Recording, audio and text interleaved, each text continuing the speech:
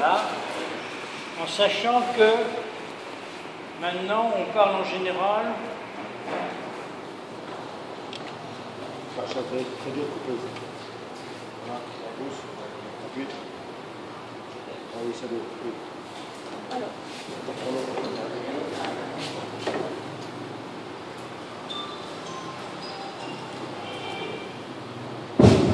Voilà. Alors donc c'est une contraception par stérilet où on parle de dispositif. Maintenant on parle de dispositif intra-utérin. Ça revient au même, mais c'est le mot qu'on utilise le plus souvent. Alors, vous voyez que en France, le dispositif intra-utérin c'est utilisé chez 21% des femmes. Et que la contraception hormonale reste quand même la priorité avec une pilule de 50%, les patchs, les anneaux et les implants. Vous voyez, et les préservatifs seuls, c'est 11%. Donc la contraception par stérilet, ça occupe une place qui est de 21% pour les patients. Mais depuis une certaine polémique sur les hormones, on a tendance maintenant à avoir une demande un peu plus forte de demande de contraception par stérilet, parce que à cause du risque hormonal. Alors, ce qu'il faut savoir, c'est qu'il y a deux types de stérilets, ceux qui sont au cuivre et au cuivre argent, et ceux qui sont à la progestérone, c'est-à-dire le stérilet hormonal. Il y en a deux types, il y a le Mirena et le GLS. Leur efficacité sont entre 3 pour le GLS et 5 ans pour les autres stériles, normalement. Ça, c'est deux choses que vous sachiez. Ce n'est pas le même mécanisme entre les deux. Je vous ai mis ça pour vous montrer qu'en fait, l'efficacité, que ce soit du cuivre, du stérilet à la progestérone, vous voyez qu'en théorie, le stérilet à la progestérone, il est plus efficace que le cuivre et que la pilule proprement dit en théorie. Et vous voyez qu'en pratique, eh bien, c'est le stérilet hormonal qui est le plus efficace sur du long terme. Parce que vous avez vu qu'il s'atrophie et qu'il n'est pas apte à l'anidation. Vous voyez l'intérêt d'un stérilet à la progestérone. Alors voilà, il y a différents types de stérilets, cuivre, argent, différentes formes. Et surtout, il faut faire attention, il y a une forme standard et une forme, vous voyez, une forme qui est pour les plus jeunes, celles qui n'ont jamais eu d'enfant, on met le stérilet chaud. Et le stérilet hormonal, il y en a deux types en France maintenant. Et celui-là, c'est 5 ans. Celui-là, c'est GLS, mais vous avez une dose d'hormones qui n'est pas la même. Voilà, si vous voulez, c'est d'emblée sur les deux types de stérilets à disposition pour les patients. Alors, celui qui est intéressant, c'est-à-dire qu'il faut savoir aussi que pour les surveiller par l'écho, vous voyez que les stérilets à la progestérone, ici, sont moins écogènes que les stérilets au cuivre. Ça, c'est un mot que vous sachiez. L'écogénicité, c'est-à-dire que c'est des ultrasons qui viennent sur le stérilet. Et la progestérone, ça passe plus facilement puisque c'est des hormones. Et que là, c'est du cuivre, vous voyez que les ultrasons sont arrêtés. Et vous avez un stérilet plus écogène. Ça, c'est important pour surveiller le stérilet. Alors, je vous ai mis ici le mécanisme. Vous voyez que le stérilet hormonal, il va diminuer les règles en durée et en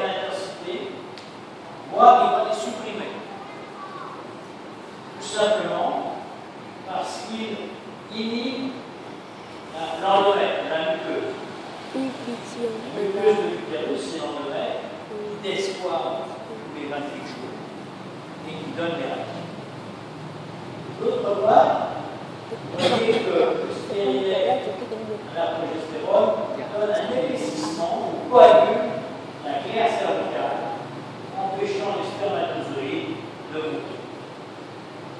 Vous voyez les deux mécanismes du stérilet hormonal. Un, ça réduit la muqueuse, donc il y a moins de règles, voire pas du tout. Et ça coagule la glaire cervicale pour empêcher les spermatozoïdes de monter. C'est pour ça qu'il est plus efficace que l'huile. L'huile n'agit ni sur la muqueuse, ni sur les glaires cervicales. C'est pour ça que les stérilets d'huile entraînent plus de saignements, les règles plus abondantes que le stérilet à progestérone. Ça, c'est un mot que vous connaissiez. Est-ce que vous connaissez le mot les ménorragies? Les ménorragies, c'est des règles qui sont abondantes et prolongées. Ça se voit soit dans les fibroses, soit avec les stérilés. Si une femme, par exemple, a des règles naturellement relativement abondantes, si ces règles durent 4, 5, 6 jours, généralement, on ne lui propose pas un stéréoduire parce qu'elle risque d'avoir des règles qui vont durer plus longtemps. Elle va risquer d'avoir une anémie. Parce que si elle saigne 8 jours ou 9 jours tous les mois, eh bien, elle va risquer petit à petit d'avoir une anémie, d'être fatiguée, d'avoir des restrictions. Donc ça, c'est l'importance de savoir les mécanismes différents entre le stérilet au cuivre et le stérilet à la progestérone. Est-ce que, voilà, je vous ai mis ici, regardez, vous avez un cycle normal.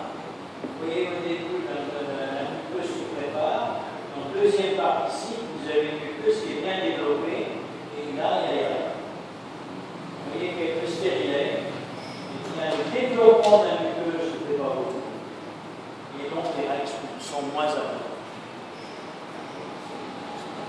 Et on peut le voir, vous voyez, ici, c'est un stérilet, la femme a un stérilet. On regarde le 13e jour du cycle. Vous voyez que sa muqueuse, elle est complètement atrophique. Il n'y a pas de vascularisation muqueuse, alors qu'elle est anormale. Voilà une muqueuse, pareil, 13e, 14 jours du cycle. Vous voyez la différence. Ici, il n'y a quasiment pas de muqueuse. Et ici, il y a une muqueuse et de vascularisation.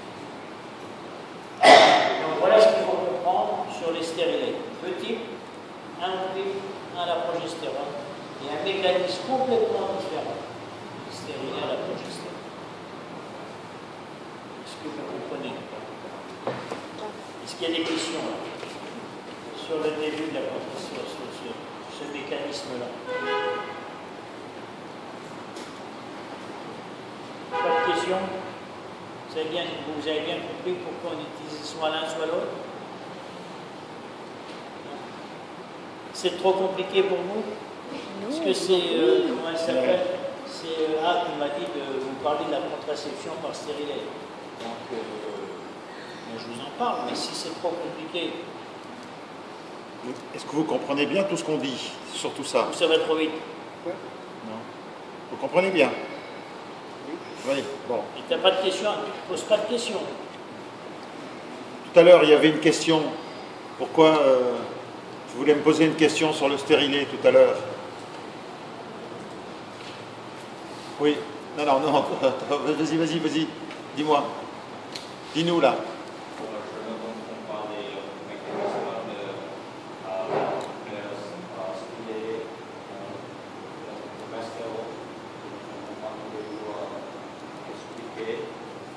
Le mécanisme de la progestérone.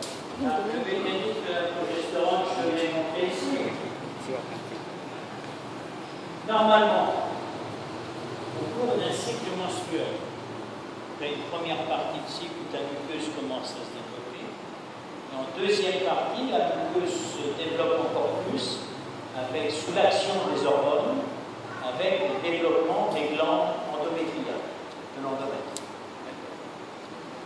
Et quand tu as un stérilet à la progestérone, ça va libérer en continu de la progestérone. Cette progestérone va empêcher la muqueuse de l'endomètre, la muqueuse de se développer. Et tu auras une muqueuse, tu vois, il y aura plus de glande qui sera quasiment inexistante. Donc ça, c'est le premier mécanisme.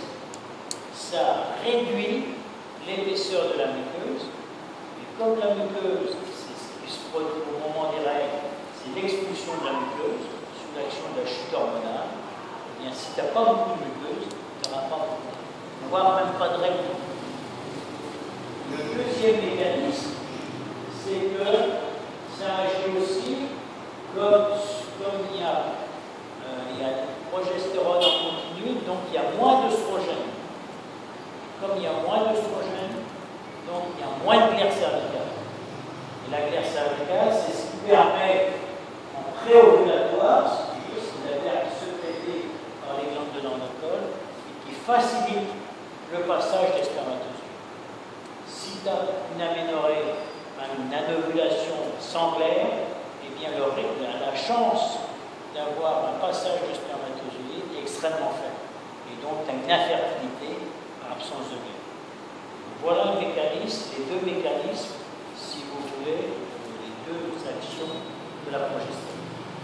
Le cuivre, lui, ça n'agit pas du tout comme ça agit par une réaction inflammatoire au niveau de la muqueuse qui rend la muqueuse impropre sur le plan inflammatoire et qui agit aussi sur la mobilité un peu des spermatozoïdes par action inflammatoire.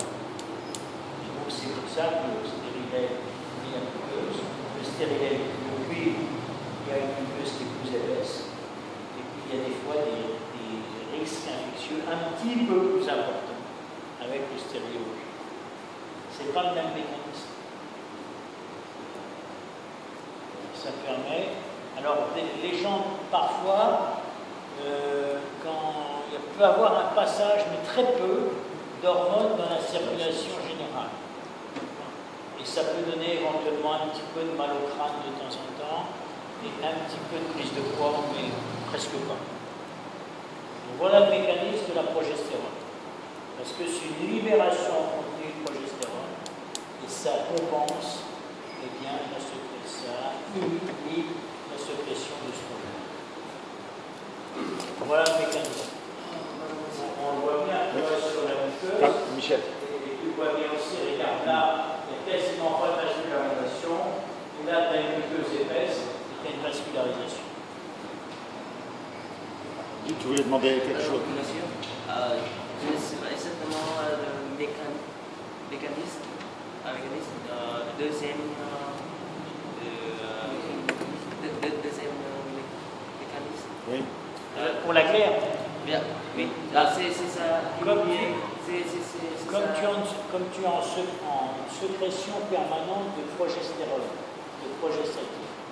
Le progestatif, ça coagule, ça empêche la glaire cervicale d'être sécrétée par les glandes de l'endothèle. La glaire cervicale, elle est sécrétée que s'il y a des oestrogènes. C'est pour ça qu'une glaire cervicale est beaucoup plus importante dans la période préovulatoire. Ça facilite le passage des spermatozoïdes. Donc c'est pour ça que si tu veux avoir une grossesse, il vaut mieux avoir des rapports en période préovulatoire où il y a de la glaire et des spermatozoïdes longs et qui sont présents dans les trompes au moment de l'ovulation. Et la progestérone, ça coagule, ça supprime la glaire cervicale. Et donc il n'y a pas de passage. C'est ça, c'est-à-dire lever la glaire. Oui, il n'y en a quasiment pas. Parce Quand on examine les dames, on fait un examen gynécologique. En première partie, on regarde le col avec le spéculum, on regarde le col, on prend la glaire au niveau du col, on tire la glaire, c'est comme un fil d'araignée. C'est très fin et c'est très souple. Et en deuxième partie de cycle, on fait la même manipulation, on essaye d'attraper la glaire, et bien elle ne vient pas. C'est comme le blanc d'œuf des œufs pour faire la cuisine. Il y a le blanc d'œuf, lorsqu'il est pas cuit, il est très liquide. Et quand il est cuit, il est solide. Et bien c'est exactement la même chose. En période préovulatoire, la glaire cervicale, elle est très liquide, alors qu'en période post-ovulatoire, en deuxième partie de cycle, la glaire, elle est très épaisse. Ça fait un obstacle. D'accord? Alors,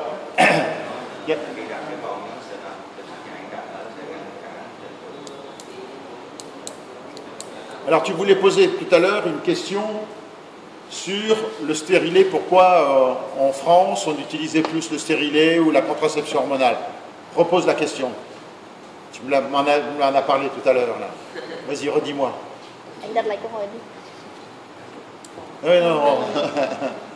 Oui, tu voulais savoir quelque chose, pourquoi en France on utilisait plus la pilule que le stérilet ou l'inverse? Parce qu'au Vietnam, il y a quelques bâtiments français et c'est des femmes françaises et elle a été hospitalisée par la grossesse extra-utérine. Et je vois qu'elle a posé le stérilet de mon utérus.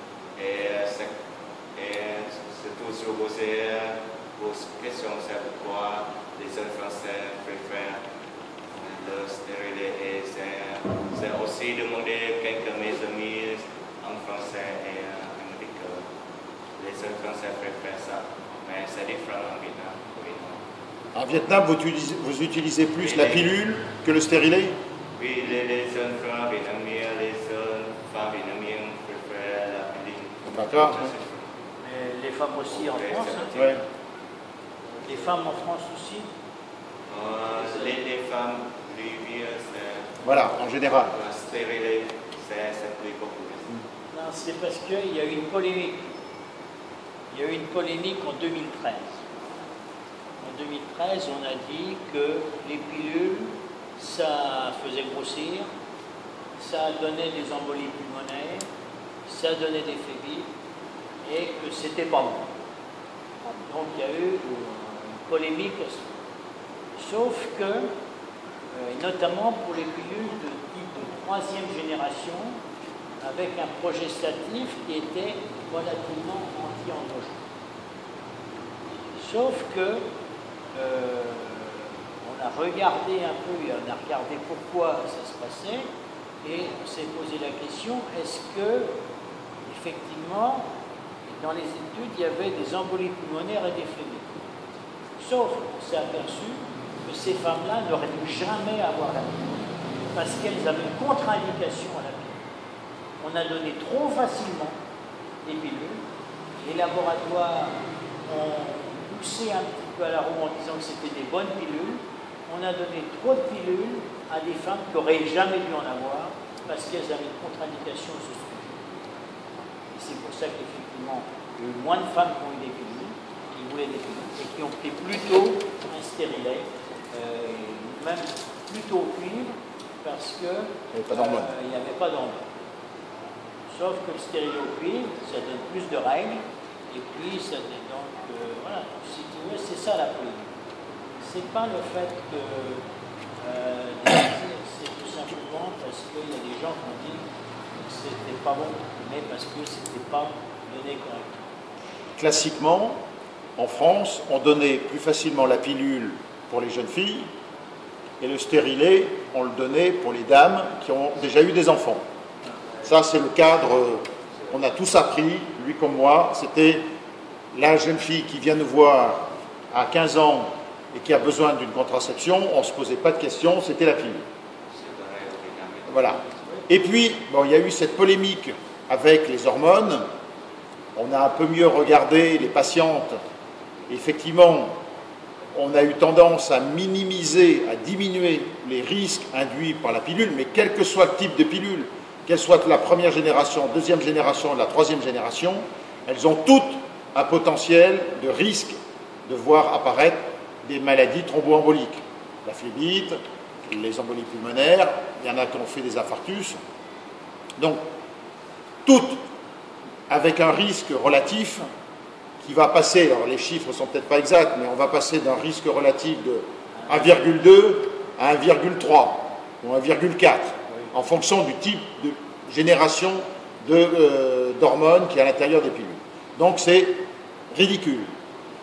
C'est vrai que les risques induits de thromboembolique, c'est-à-dire de phlébite et d'embolie pulmonaire, c'est plus une population bien particulière.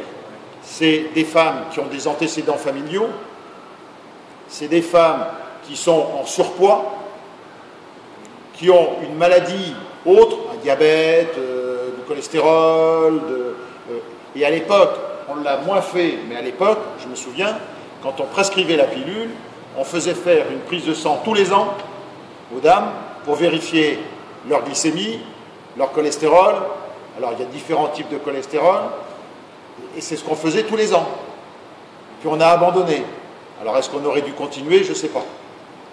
Il y a l'autre facteur de risque. Et la cigarette, j'ai oublié. Il y a le tabac. Pardon. Les femmes de plus de 35 ans qui fument plus de 10 à 15 cigarettes par jour ont plus de risques. Les Vietnamiennes, elles ne fument pas beaucoup. Les Vietnamiennes, elles ne fument pas beaucoup. Elles ont pas un surpoids. Enfin, quelques-unes peut-être, mais pas beaucoup. Donc elles n'ont pas ces facteurs de risque vasculaire. Alors que les Françaises, elles ont un surpoids. Comment le stérilet peut influer sur les rapports. Elles fument au moins 10 à 15 cigarettes par jour. Ce qui veut dire que tu augmentes le risque vasculaire, le risque veineux et le risque vasculaire d'accident cérébral et d'infarctus du foie. Alors, normalement, non. Je ne suis pas sûr qu'avec le changement d'habitude alimentaire qu'on voit au Vietnam actuellement, que les femmes vietnamiennes vont pas passer en augmentant un peu leur risque vasculaire parce qu'ils ont changé de nutrition. Peut-être pas beaucoup, mais je vois Hanoï quand même, elles vont au McDo.